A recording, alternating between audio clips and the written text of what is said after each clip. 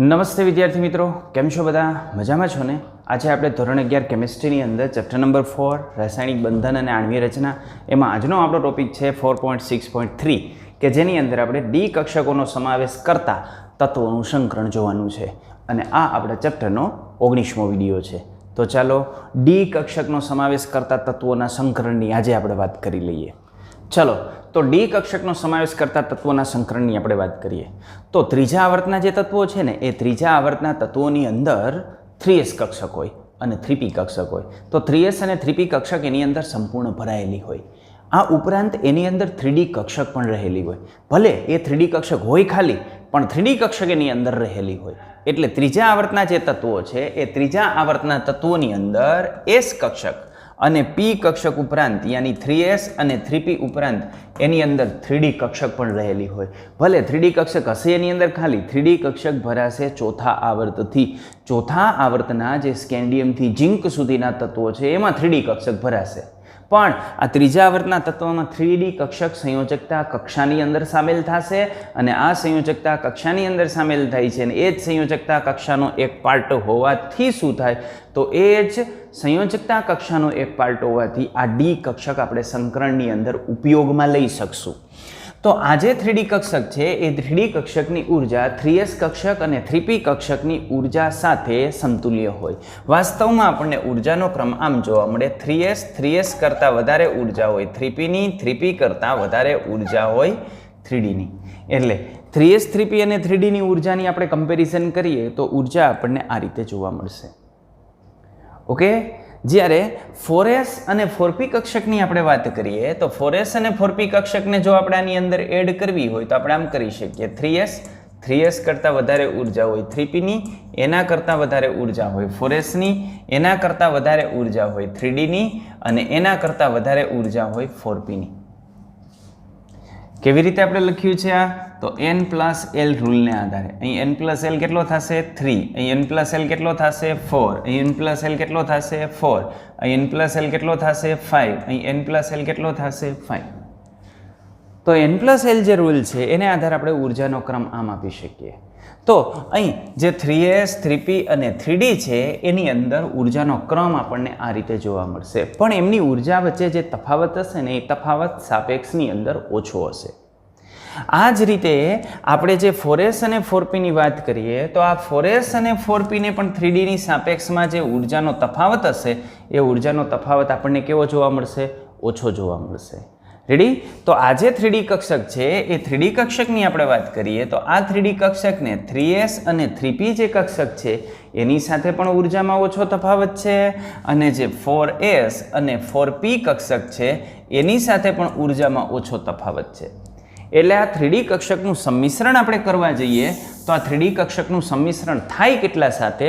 તો આ જે 3d કક્ષક છે એ 3d કક્ષકની ઉર્જા 3s અને 3p કક્ષકો સાથે સંતુલ્ય હોય છે, એટલે એની સાથે ખૂબ ઉર્જાનો ઓછો તફાવત ધરાવતી હોય. આ ઉપરાંત જે 4s અને 4p કક્ષક છે એની સાથે પણ ઉર્જાનો તફાવત ઓછો હોય છે, એટલે 3d કક્ષકની જે શક્તિ છે એને 3s અને 3p સાથે પણ આપણે સરખાવી શકીએ અને 4s અને 4p સાથે પણ આપણે સરખાવી શકીએ. આ બે જગ્યાએ સરખાવી શકતા હોવાથી શું થાય તો એના પરિણામ સ્વરૂપે 3s 3p અને 3d કક્ષક સંકરણમાં ભાગ લઈ અને વિવિધ પ્રકારના સંકર કક્ષકોનું નિર્માણ કરે. આ જ રીતે 3d 4s અને 4p કક્ષકો એકબીજા સાથે સંમિશ્રિત થઈ અને વિવિધ પ્રકારના હાઇબ્રિડાઇઝેશન કરશે. આની અંદર જે હાઇબ્રિડાઇઝેશન આવશે એમાં ડી કક્ષક પાછળ છે 3s 3p અને પછી 3d કક્ષક આવે છે તો એની અંદર આ પ્રકારના હાઇબ્રિડાઇઝેશન આવશે sp3d, sp3d2 આ પ્રકારના હાઇબ્રિડાઇઝેશન આવશે. sp3d3 ડી કક્ષક પાછળ આવતી હોય એવા હાઇબ્રિડાઇઝેશન આવશે. જ્યારે આની અંદર જે ડી કક્ષક છે એ ડી કક્ષક આગળ આવે છે અને એ ડી કક્ષક આગળ આવતી હોય. ચલો તો હવે આપણને પ્રશ્ન થાય કે 3p અને 4s, આ જે 3p અને 4s છે એના વચ્ચે જે ઉર્જાનો તફાવત છે એ તફાવતની આપણે વાત કરીએ તો 3p અને 4s વચ્ચે જે ઉર્જાનો તફાવત છે એ તફાવત અર્થસૂચક છે, સાર્થક છે, યાની વધારે છે. હવે તમે જો આઉટબાઉના સિદ્ધાંત પ્રમાણે જુઓ ને તો આઉટબાઉના સિદ્ધાંત પ્રમાણે તમને જે છે આ રીતે જોવા મળે. તમને અહીં જે છે એ શું જોવા મળશે કે 3p અને 4s આના વચ્ચે જે ઉર્જાનો તફાવત છે એના કરતાં 3p અને 3d વચ્ચે ઉર્જાનો તફાવત વધારે છે, તો એ સાચી વાત છે. પણ ક્યારે એ સાચી વાત છે ખબર છે? જ્યારે ઇલેક્ટ્રોનની સંખ્યા 18 હોય ને ત્યારે. ઇલેક્ટ્રોનની સંખ્યા જ્યારે 19 થાય ને એટલે 19મો ઇલેક્ટ્રોન 4s ની અંદર દાખલ થશે. ઇલેક્ટ્રોનની સંખ્યા 20 થાય ને એટલે આ ઇલેક્ટ્રોન 4s ની અંદર દાખલ થશે. જેવા 4sની અંદર 2 ઇલેક્ટ્રોન આવે એટલે આ જે ઉર્જાનો ક્રમ હતો એ ક્રમ કે જે આપણે આમ લખતા હતા 3s કરતાં વધારે ઉર્જા હોય 3p ની, 3p કરતાં વધારે ઉર્જા હોય 4s ની, 4s કરતાં વધારે ઉર્જા હોય 3d ની. બરાબર? એટલે ઇલેક્ટ્રોન જ્યારે દાખલ થાય ત્યારે પહેલા 3s માં દાખલ થાય, પછી 3p માં દાખલ થાય, પછી 2 4s માં દાખલ થાય અને પછી 3d કક્ષક ભરાવાનું ચાલુ થાય. પણ એક વખત 3d કક્ષકમાં એક ઇલેક્ટ્રોન દાખલ થયો એટલે 4s કક્ષકની જે શક્તિ છે એ 3d કક્ષક કરતાં વધી જાય. એટલે અહીં આપણને આમ જોવા મળે 3s, 3p, 4s, 3d અને 4s. આને લઈને શું થાય તો જ્યારે ઇલેક્ટ્રોન આપણે દૂર કરવાનો હોય ને ત્યારે તમે જાણો છો પહેલા આપણે 4s માંથી ઇલેક્ટ્રોન દૂર કરતા ને 4s માંથી ઇલેક્ટ્રોન દૂર. શું કામ? તો આ 4s કક્ષકની શક્તિમાં વધારો થઈ ગયો. 4s કેન્દ્રથી દૂર રહેલી હોય અને જેવા 3d કક્ષકની અંદર ઇલેક્ટ્રોન દાખલ થાય એવા 4s કક્ષકની શક્તિ વધે એટલે 20 પછી પરમાણુ ક્રમાંક ધરાવતા જે તત્વો છે એ તત્વોની અંદર આ જે 3p અને 4s વચ્ચે ઉર્જામાં મોટો તફાવત હોય અને એ તફાવત જે છે એ વધુ હોવાથી આ 3p અને 4s સંકરણમાં ભાગ લઈ અને વિવિધ પ્રકારના સંકરણો બનાવી શકતી નથી. યાની કે 3p, 3d અને 4s આના વચ્ચે આપણે સંકરણ કરવું હોય તો આમના વચ્ચે આપણે સંકરણ કરી શકતા નથી. ક્લિયર? કારણ શું છે? ડી કક્ષક ભરાય પછી જે 3p અને જે 4s છે એના વચ્ચે ઉર્જાનો તફાવત વધી જાય છે. એટલા માટે આ જે 4s અને અહીં 3p 3d એ હાઇબ્રિડાઇઝેશનની અંદર ભાગ લઈ અને વિવિધ પ્રકારના સંકરણ બનાવતા નથી. ક્લિયર? તો આ જે રેડ ઝોન છે એ આપણે ખાસ ધ્યાન રાખશું. ચલો હવે આપણે જુદા જુદા પ્રકારના સંકરણોની વાત કરીએ તો એમાં કેવા પ્રકારના સંકરણ થાય છે તો ટેબલ છે આપણી પાસે અણુ અથવા આયનનો આકાર, સામે સંકરણનો પ્રકાર અને પરમાણ્વીય કક્ષક કઈ કઈ એની અંદર ભાગ લે છે અને સામે એના ઉદાહરણો. ચાલો તો પેલું સમતલીય સમચોરસ ભૌમિતિક રચના. તો અહીં ભૌમિતિક રચના આપણને જોવા મળી સમતલીય સમચોરસ. તો આ સમતલીય સમચોરસ ભૌમિતિક રચના ક્યારે જોવા મળે? તો સમતલીય સમચોરસ ભૌમિતિક રચનાની અંદર જે હાઇબ્રિડાઇઝેશન છે એ આ પ્રકારનું હોય. આ પ્રકારના હાઇબ્રિડાઇઝેશનની અંદર એક ડી કક્ષક હોય, એક એસ કક્ષક હોય ને 2 પી કક્ષક હોય. જનરલી માનો કે આની અંદર આપણે 3D કક્ષક વાપરીએ તો એક 3D કક્ષક હોય, એક 4s કક્ષક હોય અને 2 4p કક્ષક હોય. કારણ કે અહીં ડી કક્ષક આગળ આવે છે એટલે 4s એની આગળની ડી કક્ષક આપણે અહીં લેવી પડે. રેડી? તો આમના વચ્ચે હાઇબ્રિડાઇઝેશન થશે. એમના વચ્ચે હાઇબ્રિડાઇઝેશન થાય એના જે ઉદાહરણ છે એ ઉદાહરણની આપણે વાત કરીએ તો આ એના ઉદાહરણ છે. આ ઉદાહરણ શા માટે? અહીં કયા કયા ઉદાહરણ આવે તો આના સવિશેષ ઉદાહરણોની આપણે ચર્ચા કરશું ધોરણ 12ની અંદર ચેપ્ટર નંબર 9માં. ચેપ્ટર નંબર 9 છે સંકીર્ણ સંયોજનો. એ સંકીર્ણ સંયોજનની અંદર આપણે આવા પ્રકારના સંયોજનોની વાત કરશું. હવે વાસ્તવમાં આ હાઇબ્રિડાઇઝેશન થવા માટેની 2 શરતો છે પણ એ અત્યારે આપણા માટે નકામી છે. હું તમને તેમ છતાં કહી દઉં છું. પહેલી શરત એ છે કે નિકલની ઓક્સિડેશન અવસ્થા +2 હોવી જોઈએ, યાની ડી કક્ષકની અંદર 8 ઇલેક્ટ્રોન હોવા જોઈએ. અને બીજી શરત એ છે કે એની સાથે પ્રબળ લિગેન્ડ જોડાયેલો હોવો જોઈએ. જો એની સાથે જોડાયેલા લિગેન્ડમાં ઓછામાં ઓછા 2 લિગેન્ડ પ્રબળ હોય ને તો એની અંદર સમતલીય સમચોરસ ભૌમિતિક રચના જોવા મળે. રેડી? એટલે આ સમતલીય સમચોરસ ભૌમિતિક રચના માટેની 2 શરતો છે. અને બીજી વસ્તુ, પ્લેટિનમના 4 સવર્ગાંકની અંદર કોઈ પણ પ્રકારનું સંયોજન આપણે જોઈએ ને તો એ સંયોજનની અંદર સમતલીય સમચોરસ ભૌમિતિક રચના જ જોવા મળે. એટલે તમે અત્યારે આ 2 ઉદાહરણ છે એ ઉદાહરણ યાદ રાખી લ્યો. શા માટે આ જ ઉદાહરણ? આના સિવાયના કેટલા ઉદાહરણો આવે એની સવિશેષ ચર્ચા આપણે ધોરણ 12ની અંદર ચેપ્ટર નંબર 9 સંકીર્ણ સંયોજન એની અંદર આપણે એની સવિશેષ ચર્ચા કરશું. ઓકે? તો અત્યારે માત્ર ને માત્ર તમે આ 2 ઉદાહરણ ધ્યાનમાં રાખો. બાકી આના ઢગલાબંધ ઉદાહરણો આપણે લખી શકીએ. ક્લિયર? હવે હું લિગેન્ડની પ્રબળતા કહું તો વળી પાછો નવો પ્રશ્ન થાય કે લિગેન્ડ એટલે શું, એની પ્રબળતા એટલે શું, એની પ્રબળતા કેવી રીતે નક્કી થાય? પણ એ બધું અત્યારે નહીં, 12મા ધોરણની અંદર. ઓકે? ચાલો તો અત્યારે માત્ર ને માત્ર તમે એ બે ઉદાહરણ ધ્યાનમાં રાખો અને આટલી વસ્તુ ધ્યાનમાં રાખજો કે આમાં જે ડી કક્ષક હોય કઈ હોય, આગળની હોય, યાની 3D 4S અને 4P એમના વચ્ચે હાઇબ્રિડાઇઝેશન થતું હોય. ચલો, તો એના પછીના આકારની આપણે વાત કરીએ તો એના પછીનો આકાર છે ત્રિકોણ દ્વિપિરામિડલ આકાર.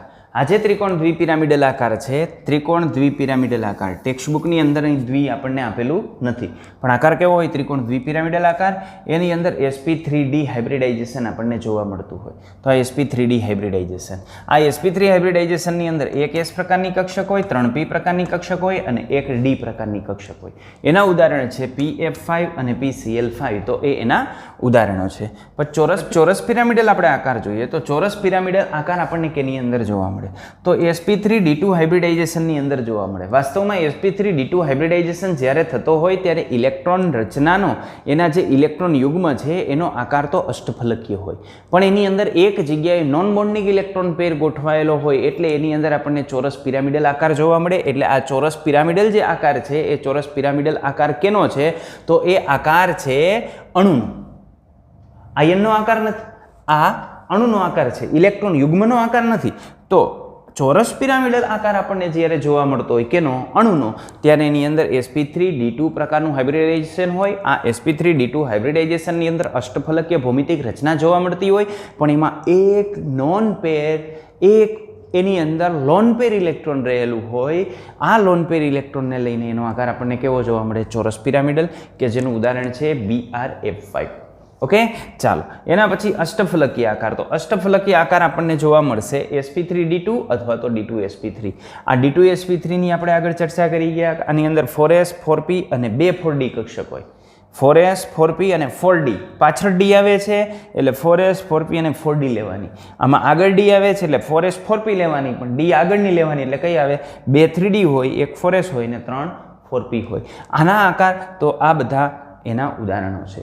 એમાં આ ઉદાહરણ આને સંકીર્ણ સંયોજન કહેવાય, આને સંકીર્ણ સંયોજન કહેવાય. તો આ સંકીર્ણ સંયોજન આપણે ધોરણ 12 ની અંદર સવિશેષ આગળ ભણશું. ઓકે, ચાલો અત્યારે આપણે ક્રમશઃ 1 by 1 જુદા જુદા પ્રકારના હાઇબ્રિડાઇઝેશનની ચર્ચા આપણે કરતા જઈએ. આ હાઇબ્રિડાઇઝેશનની ચર્ચા આપણે કરીએ.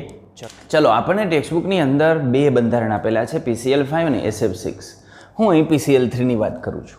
ઓકે, તો શુભ શરૂઆત કરીએ આપણે PCl3 ની રચના. તો આની અંદર PCl3 ની રચના આપણને કેવી રીતે જોવા મળે? તો પેલું PCl3.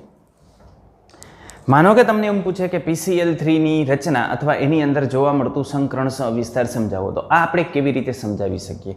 તો સૌ પ્રથમ શરૂઆત આપણે અહીંથી કરશું. ફોસ્ફરસ એનો Z બરાબર 15 હોય, યાની પરમાણ્વીય ક્રમાંક એનો 15 હોય, એને લઈને ધરાવસ્થા અને ઉત્તેજિત અવસ્થામાં એની બાહ્ય ઇલેક્ટ્રોનની રચના આપણે દર્શાવી હોય તો આ રીતે દર્શાવી શકીએ. આ ફોસ્ફરસ છે, અહીં નિયોન થઈ જશે કમ્પ્લીટ, અને પછી આવી જશે 3s ની અંદર 2 ઇલેક્ટ્રોન અને 3p ની અંદર કેટલા ઇલેક્ટ્રોન? 3 ઇલેક્ટ્રોન. ઓકે, એટલે 10 આના અને 5 આના 15 ઇલેક્ટ્રોન થઈ ગયા. હવે અહીં જ્યારે આપણે PCl3 ની આપણે વાત કરીએ તો 3 આની અંદર અયુગ્મિત ઇલેક્ટ્રોન છે જ. 3 અયુગ્મિત ઇલેક્ટ્રોન છે એટલે આ ઇલેક્ટ્રોનની ફેર ગોઠવણી અથવા બઢતી અહીં અનિવાર્ય નથી. એટલે અહીં બઢતી નથી કરવી પડતી. શું કરવું પડે છે? તો આની અંદર થઈ જશે હાઇબ્રિડાઇઝેશન. કેનું હાઇબ્રિડાઇઝેશન થઈ જશે? તો અહીં હાઇબ્રિડાઇઝેશન થશે આનું. એક S પ્રકારની અને 3p પ્રકારની કક્ષક એકબીજા સાથે સંમિશ્રિત થશે અને sp3 સંકૃત કક્ષકો ઉત્પન્ન કરશે. આ જે sp3 સંકૃત કક્ષકો ઉત્પન્ન થાય છે એ sp3 સંકૃત કક્ષકોની અંદર આપણે ઇલેક્ટ્રોનની વાત કરીએ તો ફોસ્ફરસના 5 ઇલેક્ટ્રોન છે, એ ફોસ્ફરસના 5 ઇલેક્ટ્રોન આ રીતે ગોઠવાયેલા હશે. તો આ ફોસ્ફરસની આજુબાજુ જે sp3 સંકૃત કક્ષક ઉત્પન્ન થઈ એ sp3 સંકૃત કક્ષક આ રીતે સમચતુષ્ફલકીયના કેન્દ્રથી ખૂણા તરફ વિસ્તરેલી હશે. અને આ જે sp3 સંકૃત કક્ષક છે એમાં એક એવી હશે કે જેમાં 2 ઇલેક્ટ્રોન હશે, એક એવી હશે કે જેમાં 1 છે, આમાં 1 છે અને આમાં 1 છે. તો આ રીતે ઇલેક્ટ્રોન એની અંદર રહેલા હશે. ઓકે, હવે ક્લોરીન પરમાણુ છે એ ક્લોરીન પરમાણુ સાથે આપણે આનું સંમિશ્રણ કરશું. તો અહીં જે ક્લોરીન પરમાણુ છે એ ક્લોરીન પરમાણુની p કક્ષકનો એક ઇલેક્ટ્રોન અહીં સંમિશ્રણથી જોડાશે અને અહીં સિગ્મા બંધનું નિર્માણ કરશે. એવી રીતે એક આ સંકૃત કક્ષક સાથે જોડાશે અને એ જ રીતે એક આ સંકૃત કક્ષક સાથે જોડાશે. યાની અહીં જે Cl છે એ Clની એક જે સંકર કક્ષક છે એ આ જગ્યાએ જોડાશે, Clની બીજી જે સંકર કક્ષક છે એ આ જગ્યાએ જોડાશે અને Clની એક જે સંકર કક્ષક છે એ આ જગ્યાએ જોડાશે. તો આ રીતે જોડાવાથી જે અણુનો આકાર ઉત્પન્ન થશે એ અણુનો આકાર આ રીતનો ઉત્પન્ન થશે. અહીં Cl આવશે, અહીં Cl આવશે અને અહીં Cl આવશે અને અહીં નોન બોન્ડિંગ ઇલેક્ટ્રોન પેર આવશે. એટલે આ PCl3ની બનાવટની અંદર આપણે ફોસ્ફરસને ઉત્તેજિત અવસ્થામાં મોકલવો જરૂરી નથી. બરાબર. તરાવસ્થાની અંદર જે ઇલેક્ટ્રોન રચના છે એમાં જ એક 3s પ્રકારની અને 3 3p પ્રકારની કક્ષકો એકબીજા સાથે સંમિશ્રિત થાય છે. સમાન શક્તિ અને સમાન આકાર ધરાવતી નવી 4 સંકર કક્ષકો ઉત્પન્ન કરે છે, જેને આપણે sp3 સંકૃત કક્ષકો કહીએ છીએ. એટલે આની અંદર હાઇબ્રિડાઇઝેશન થઈ જશે sp3 અને અણુનો આકાર કેવો છે? તો અણુનો આકાર થઈ જશે એમોનિયા જેવો, યાની ત્રિકોણ પિરામિડલ. ઓકે. તો માનો કે તમને પ્રશ્ન પૂછી નાખે કે PCl3નું બનાવટ અથવા PCl3નું બંધારણ સમજાવો અથવા PCl3ની ભૌમિતિક રચના અને એમાં જોવા મળતું સંકરણ સવિસ્તાર સમજાવો, તો તમારે આટલી વસ્તુની ચર્ચા કરવાની થાય. અહીં આકાર આપણને જોવા મળે છે એ સમચતુષ્ફલકીય આકાર જોવા મળે છે અને સમચતુષ્ફલકીય આકારની અંદર બધા જ પ્રકારના બંધ એક સમાન હોય છે. sp સંકરણ, sp2 સંકરણ, sp3 સંકરણ, આ બધાની અંદર sp3d2 સંકરણ, એટલે આ સંકરણની અંદર બધા જ બંધ એક સમાન હોય છે. એની અંદર કોઈ વેરિએશન આપણને જોવા મળતું નથી. Okay, ready? તો આ રીતે આપણને આની અંદર જોવા મળશે. ક્લિયર આટલું? ઓકે, નોટ કરી લ્યો. ચલો હું સાઈડમાં છું થોડોક. વધીએ આગળ હવે. યસ, ચલો હવે આપણે ત્યાંથી આગળ વધીએ. તો હવે આપણે વાત કરીએ PCl5. તો PCl5ની રચના કેવી રીતે થાય? તો હવે આપણે PCl5ની વાત કરીએ. એનું હાઇબ્રિડાઇઝેશન કયું જોવા મળે, કેવી રીતે જોવા મળે? તો PCl5માં મધ્યસ્થ પરમાણુ તો ફોસ્ફરસ જ છે કે જેના Z બરાબર 15 છે. તો એ ધરા અવસ્થાની અંદર અને ઉત્તેજિત અવસ્થામાં આપણે એની ઇલેક્ટ્રોન રચના લખશું. તો એની ઇલેક્ટ્રોન રચના આપણને મળશે આ ફોસ્ફરસની. અહીં આપણે લખી નાખશું આ નિયોન કમ્પ્લીટ. એના પછી આવશે 3s. 3sમાં કેટલા ઇલેક્ટ્રોન? 2 ઇલેક્ટ્રોન. અને અહીં આવશે 3p. 3pમાં કેટલા ઇલેક્ટ્રોન? 1 ઇલેક્ટ્રોન. અહીં આપણે Cl કેટલા જોડવાના છે? 5. 5 Clનું સંમિશ્રણ તો આમાં થાય એમ નથી. 5 Clનું સંમિશ્રણ આની અંદર નથી થાય એમ, એટલે એના માટે આપણે ઉપયોગમાં લેશું D કક્ષક. તો અહીં એક D કક્ષક હોય, પણ એ D કક્ષક કેવી હોય? ખાલી હોય. તો આ 3D કક્ષક છે, આ 3p કક્ષક છે. રેડી? ભલે D કક્ષક ખાલી હોય પણ આપણે 5 જગ્યાએ Cl જોડવાનો છે. 5 જગ્યાએ Cl જોડવાનો છે એટલે 5 જગ્યાએ આપણે સંમિશ્રણ કરશું તો આપણી પાસે 5 અયુગ્મિત ઇલેક્ટ્રોન હોવા જોઈએ. પણ અહીં અયુગ્મિત ઇલેક્ટ્રોનની સંખ્યા આપણી પાસે કેટલી છે? 3 જ છે. તો એ 3 જ છે, તો એને 5 કરવી હોય તો કેવી રીતે કરશું? તો એ કરવા માટે આપણે ફોસ્ફરસને લઈ જઈશું ઉત્તેજિત અવસ્થામાં. તો આ ફોસ્ફરસને ઉત્તેજિત અવસ્થામાં લઈ જઈએ એટલે 3sની અંદર રહેલો જે ઇલેક્ટ્રોન છે એ 3sનો ઇલેક્ટ્રોન બઢતી મેળવી અને 3dની અંદર જશે અને એ 3dની અંદર જાય એટલે આપણને આ રીતની ઇલેક્ટ્રોન રચના જોવા મળશે. તો આ 3dમાં અહીં ઇલેક્ટ્રોન આવી જશે. રેડી? તો આ પ્રકારે આની ઇલેક્ટ્રોનની બઢતી થશે. હવે આપણે જોઈ છે PCl5. તો PCl5 હવે બનવા માટે આ સક્ષમ છે. કેવી રીતે બનશે? આ નિયોન કમ્પ્લીટ. આની સંયોજકતા કક્ષાની અંદર એક જે છે 3s પ્રકારની કક્ષક, 3 એની અંદર 3p પ્રકારની કક્ષક અને આ જે 5d કક્ષક છે એમાંથી એક d કક્ષક, આ એક d કક્ષક એ એકબીજા સાથે આવી રીતે સંમિશ્રિત થઈ છે. તો આ એકબીજા સાથે સંમિશ્રિત થાય એટલે હાઇબ્રિડાઇઝેશન થાય. p કેટલી? 1 2 ને 3 એટલે p3 અને d કેટલી? 1. કઈ d? પાછળની કે આગળની? પાછળની. એટલે d ક્યાં લખવાનો? પાછળ. તો આ રીતે sp3d હાઇબ્રિડાઇઝેશન આની અંદર થશે. હવે તમે જાણો છો કે જ્યારે એની અંદર sp3d હાઇબ્રિડાઇઝેશન થાય ત્યારે ઇલેક્ટ્રોનની ગોઠવણી કેમ હોય? તો ત્યારે અહીં ફોસ્ફરસની અંદર જે ઇલેક્ટ્રોનની ગોઠવણી છે એ ઇલેક્ટ્રોનની ગોઠવણી અથવા સંકર કક્ષકોની ગોઠવણી આવી રીતની હશે. આ સંકર કક્ષકોની ગોઠવણી ત્રિકોણ દ્વિપિરામિડલ સંકર કક્ષકો ગોઠવાયેલી હોય.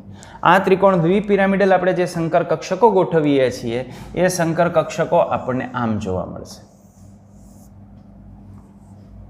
આ ત્રિકોણ દ્વિપિરામિડલ જે સંકર કક્ષકો છે એમાં ગ્રીન કલરથી આપણે જે દર્શાવેલી છે એને આપણે કહીએ છીએ ઇક્વિટોરિયલ, વિષુવવૃત્તીય અથવા નિરઅક્ષીય, અને જે રેડ કલરની છે એને આપણે કહીએ છીએ અક્ષીય. ઓકે, એ આની રેડ કલરવાળી અક્ષીય છે અને ગ્રીન કલરવાળી જે છે એ નિરક્ષીય છે. આને આપણે એક્સિયલ કહીએ છીએ અને ગ્રીન કલરવાળીને આપણે કહીએ છીએ ઇક્વિટોરિયલ. અહીં જે રેડ કલરવાળી છે એ સાપેક્ષમાં વધારે અપાકર્ષણ અનુભવતી હશે કારણ કે એને 3 સાથે 90 ડિગ્રીનો ખૂણો બને છે અને પ્રત્યેક ગ્રીન છે એને 2 સાથે 90 ડિગ્રીનો ખૂણો બને છે. એટલે જે રેડ છે એમાં અપાકર્ષણ વધારે હશે. એટલે અહીં બંધની અંદર 2 પ્રકાર આપણને જોવા મળશે. ચાલો, હું તો પહેલાં એ બધાની અંદર શું કરું છું, તો એ બધાની અંદર એક એક અયુગ્મિત ઇલેક્ટ્રોન દર્શાવી દઉં છું. આ ભાઈ તમારો, આ તમારો, આ કક્ષકમાં પણ હશે, અહીં પણ હશે અને અહીં પણ હશે. રેડી? તો આ રીતે આપણને સંમિશ્રણથી સંકર કક્ષકો ઉત્પન્ન થશે. આ જે સંકર કક્ષકો છે એ કેન્દ્રથી ત્રિકોણ દ્વિપિરામિડલના ખૂણા તરફ વિસ્તરેલી હોય. ક્યાં? ત્રિકોણ દ્વિપિરામિડલના ખૂણા તરફ વિસ્તરેલી હોય. એટલે આ વિસ્તરેલી હશે ત્રિકોણ દ્વિપિરામિડલના ખૂણા તરફ. હવે આની સાથે આપણે કોણ જોડીએ? તો એની સાથે આપણે જોડી દઈએ Cl-. ચાલો, તો Cl છે એ Cl પોતાની જે p કક્ષક છે એમાંથી એક ઇલેક્ટ્રોન સાથે અહીં સંમિશ્રણ પામશે, અહીં સંમિશ્રણ પામશે, અહીં સંમિશ્રણ પામશે, અહીં સંમિશ્રણ પામશે, અહીં સંમિશ્રણ પામશે.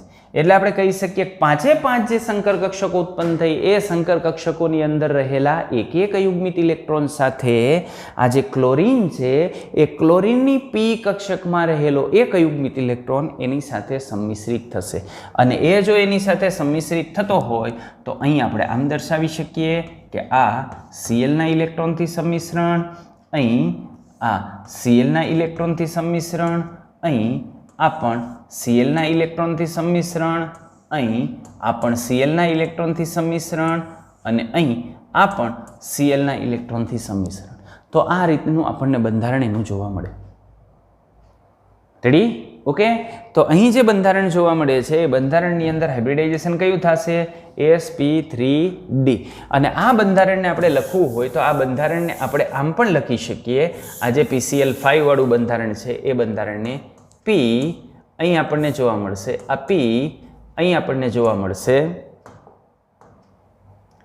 Cl, p, Cl, Cl, Cl. આટલું એક સમતલમાં હોય.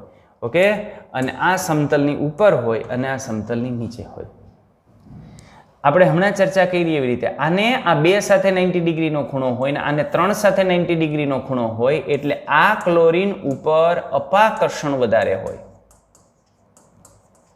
વધુ અપાકર્ષણ અનુભવે. વધુ અપાકર્ષણ વધે એટલે આ બંધ લંબાઈ મોટી હોય.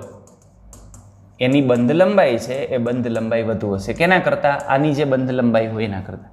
આ બંધ લંબાઈ ઓછી હશે. છે p અને Cl વચ્ચેની જ બંધ લંબાઈ, પણ એ ટૂંકી હશે અને આ PClની બંધ લંબાઈ વધારે હશે. અહીં રેડ છે એ એક્સિયલ છે અને ગ્રીન છે એ ઇક્વિટોરિયલ છે. તો આ રીતની વેરાયટી આના બંધારણની અંદર આપણને જોવા મળતી હોય. ખૂણા તો આપણે જાણીએ છીએ કે આ રેડને બધી જે ગ્રીન છે એની સાથેના ખૂણા કેટલા જોવા મળે? 90 ડિગ્રીના. અને આ ગ્રીન છે એ ગ્રીનને 2 રેડ સાથે 90 ડિગ્રી, પણ ગ્રીન સાથેનો ખૂણો કેટલો હોય? 120 ડિગ્રીનો. ઓકે, તો એ તો આપણે આગળ ભણી ગયા છીએ. તો PCl5નું બંધારણ આપણને સમજાવવાનું કહીએ તો આપણે આ રીતે સમજાવવું પડે. Okay, ready? સમજાઈ ગયું? સમજણમાં વાત આવી તમને?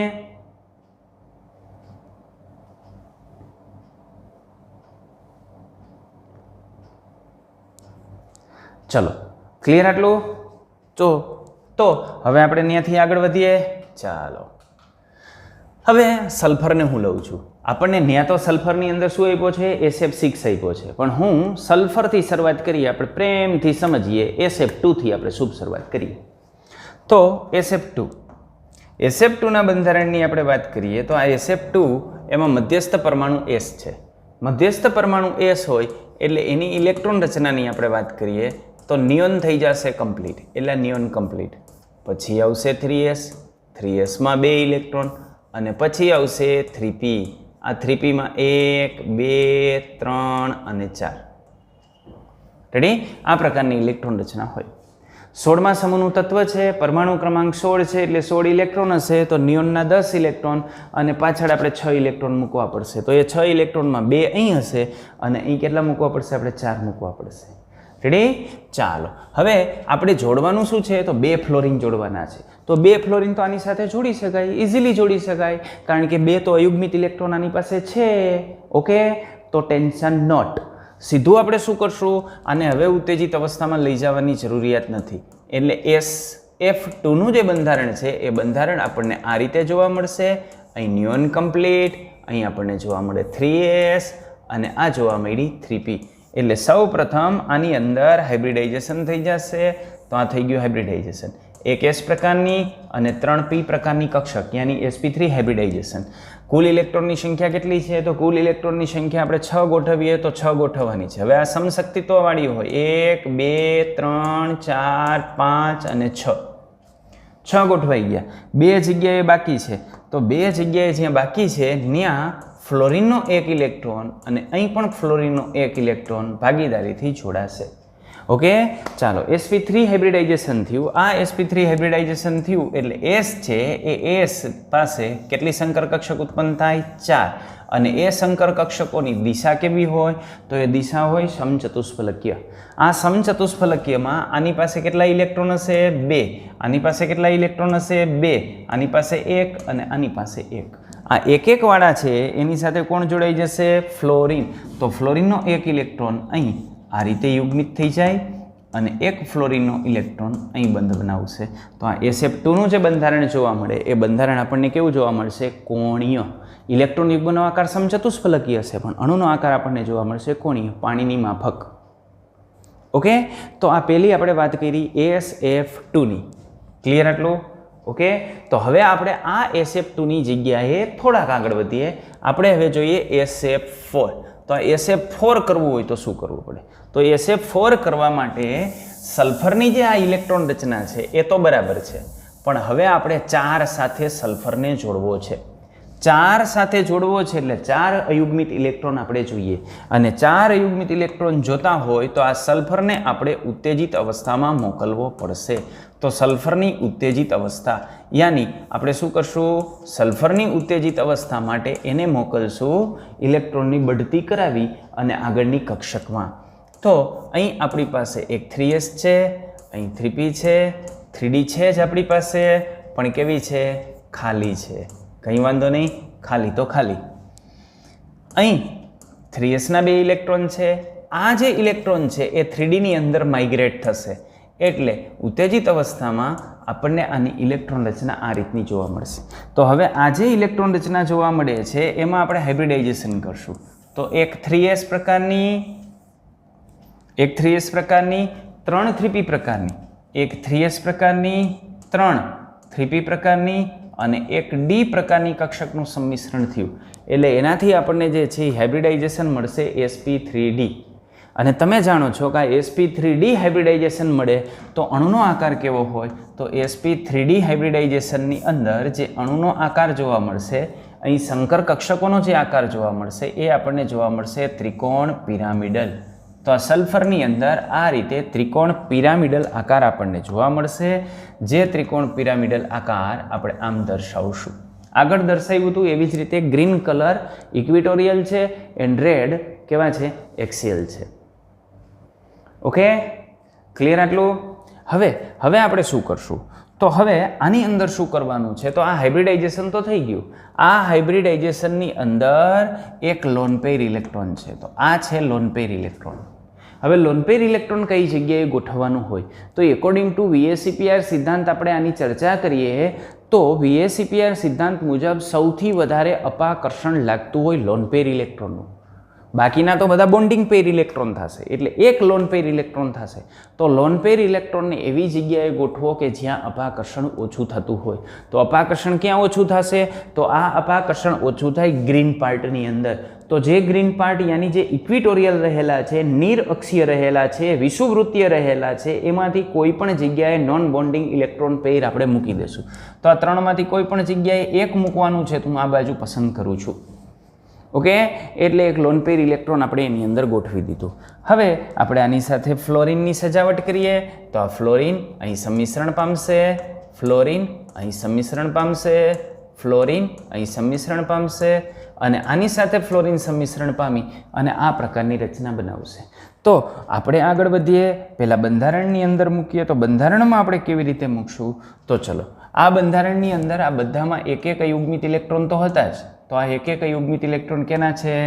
સલ્ફરના. હવે આપણે એની સાથે પ્રક્રિયા કરીએ છીએ ફ્લોરિનની. તો ફ્લોરિનનો એક ઇલેક્ટ્રોન અહીં જોડાશે અને ફ્લોરિન આની સાથે સિગ્મા બંધ બનાવી નાખશે. ફ્લોરિનનો એક ઇલેક્ટ્રોન આની સાથે જોડાશે અને ન્યા સિગ્મા બંધનું નિર્માણ થશે.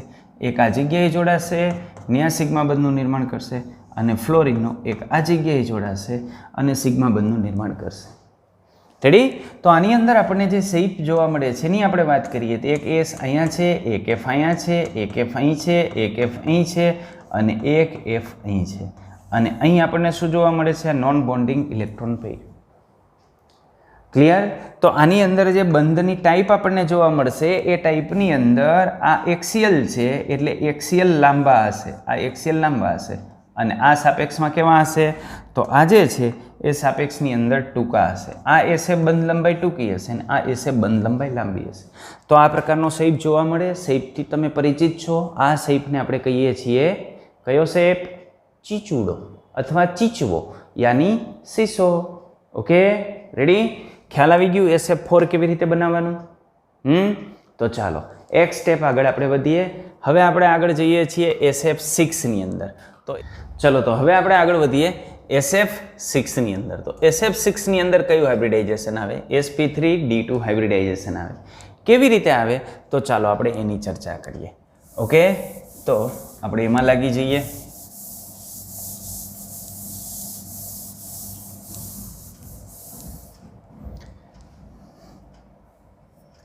અહીં આપણે જોયેલું કે આ રીતે ઉત્તેજિત અવસ્થામાં આપણે આને લઈ જવો પડે છે કારણ કે આપણે ફ્લોરિન 6 જોડવાના છે અને આપણી પાસે અયુગ્મિત ઇલેક્ટ્રોનની સંખ્યા તો કેટલી છે? 2 જ છે. એટલે ઉત્તેજિત અવસ્થામાં લઈ જવો પડશે. તો એને ઉત્તેજિત અવસ્થામાં આપણે આ રીતે લઈ જશું. તો અહીં 3sના ઇલેક્ટ્રોન તો જઈશે તે. અહીં 3pની અંદર જે ઇલેક્ટ્રોન છે એ બઢતી મેળવી અને ક્યાં દાખલ થશે? તો આમાં 4 હતા, એમાંથી આ એક 3Dમાં દાખલ થઈ જશે. ઓકે, તો હવે આ પરિસ્થિતિની અંદર આપણે જોઈએ તો એની પાસે અયુગ્મિત ઇલેક્ટ્રોનની સંખ્યા કેટલી છે? 4. 1, 2, 3 અને 4. હજી પર્યાપ્ત નથી. આપણે કેટલાની રિક્વાયરમેન્ટ છે? 6ની, કારણ કે 6 ફ્લોરિન આપણે જોડવા છે. એટલે 6 અયુગ્મિત ઇલેક્ટ્રોન એની પાસે થવા જ જોઈએ અને 6 અયુગ્મિત ઇલેક્ટ્રોન આપણે એની પાસે કરવા હોય તો હજુ સલ્ફરને આપણે ઉત્તેજિત અવસ્થામાં લઈ જશું. એટલે બીજી ઉત્તેજિત અવસ્થા એને આપણે આમ દર્શાવશું. આ નિયન જે છે એ કમ્પ્લીટ. આ 3s, આ 3p અને આ 3D કક્ષક. રેડી?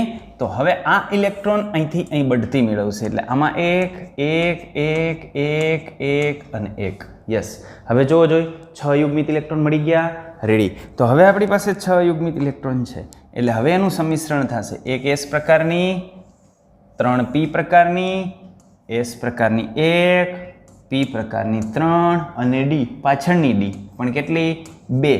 એટલે હાઇબ્રિડાઇઝેશન થઈ ગયું sp3d2 હાઇબ્રિડાઇઝેશન.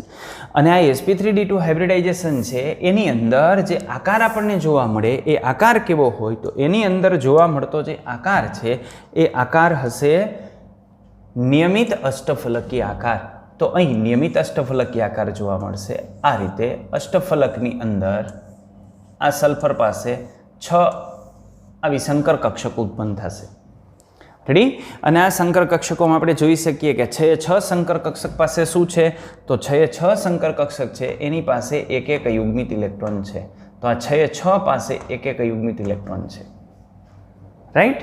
હવે આપણે ફ્લોરિનને બોલાવીએ. તો આ ફ્લોરિનના એક ઇલેક્ટ્રોન સાથે અહીંયા યુગ્મીકરણ થશે, અહીં આનું સંમિશ્રણ થશે, આની સાથે જોડાઈ જશે, અહીં ફ્લોરિન જોડાઈ જશે, આ સંકર કક્ષક સાથે જોડાઈ જશે અને આ સંકર કક્ષક સાથે જોડાઈ જશે. યાની 6 જગ્યાએ શું થશે? તો 6 જગ્યાએ જે ફ્લોરિન છે એ ફ્લોરિન પોતાની જે P કક્ષક છે એમાં રહેલા અયુગ્મિત ઇલેક્ટ્રોનથી આની સાથે જોડાશે. બરાબર? તો અહીં ફ્લોરિન આ રીતે બંધ બનાવી નાખે છે. તો દરેક જગ્યાએ ફ્લોરિન આ રીતે જોડાઈ જશે. તો અહીં ફ્લોરિન. તો આને લઈને આપણે એનું બંધારણ ડ્રો કરવું હોય તો એનું બંધારણ આપણે આમ ડ્રો કરી શકીએ કે અહીં સલ્ફર છે, અહીં ફ્લોરિન છે, અહીં ફ્લોરિન છે, આ બાજુ પણ ફ્લોરિન છે આ બાજુ ફ્લોરિન છે, અહીં ફ્લોરિન છે અને અહીં ફ્લોરિન છે. આ નિયમિત અષ્ટફલકીય બંધારણ છે અને આની અંદર બધા જ બંધકોણ કેવા હોય? સરખા હોય, કારણ કે બધા જ એક્સિયલ છે. આની અંદર અત્યારે આપણે જે છે એ જોઈએ તો એક એક્સ અક્ષ ઉપર ગોઠવાયેલો, એક વાય અક્ષ ઉપર ગોઠવાયેલો અને એક ઝેડ અક્ષ ઉપર ગોઠવાયેલો હોય. એટલે આની અંદર ઇક્વિટોરિયલ છે જ નહીં, આ બધા જ કેવા છે? એક્સિયલ છે. એટલે એક જ ટાઈપ છે અને બધા જ સરખા હોય. કોઈ પણ નજીકના બે વચ્ચેનો બંધકોણ 90 ડિગ્રીનો હોય અને સામસામેના જે છે એમના વચ્ચેનો બંધકોણ 180 ડિગ્રીનો હોય. આ ફ્લોરિનને આની સાથે 180 ડિગ્રી, આ ફ્લોરિનને બાકીના જે ચાર છે આના સિવાયના, સામેવાળો છે એના સિવાયના બાકીના ચાર છે એમાંથી કોઈ પણ લઈ લ્યો તો એની સાથેનો બંધકોણ જોવા મળે 90 ડિગ્રીનો. Okay, ready?